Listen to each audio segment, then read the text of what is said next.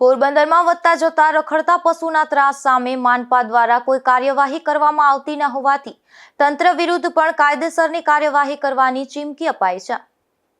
પોરબંદરના સક્રિય નાગરિક સંગઠનના અનામ સાગર દ્વારા તંત્રને કરાયેલી રજૂઆતમાં જણાવ્યું છે કે પોરબંદર મહાનગરપાલિકા માત્ર દંડ વસૂલવામાં જ શૂરવીર છે, પરંતુ કાયદાઓનો ભંગ કરનારાઓ અને પશુ તથા નાગરિકોના જીવન સાથે ચેડા કરતા લોકોને છાવરી રહી છે। હાઈવે પર અવારનવાર પશુઓ અને માનવીની અથડામણને લીધે જીવલેણ અકસ્માતો થાય છે, તેમ છતાં પોરબંદર મહાનગરપાલિકા દ્વારા કોઈ કાર્યવાહી થતી નથી। માનવ જીવન અને પશુ જીવ બંનેને જોખમમાં મૂકતી પ્રવૃત્તિઓ અટકાવવી, જાહેરમાં ખાસ કરી અને રોડની આસપાસ ઘાસ કે અન્ય ખાદ્ય પદાર્થો આપવા પર કડક કાયદેસરની કાર્યવાહી કરવામાં આવે તથા તંત્ર દ્વારા વહેલી તકે ગૌચરની જમીન વહેલી તકે ખાલી કરાવી ગાયોનું પુનર્વસન કરવામાં આવે તેવી માંગ સક્રિય નાગરિક સંગઠન દ્વારા કરવામાં આવી છે।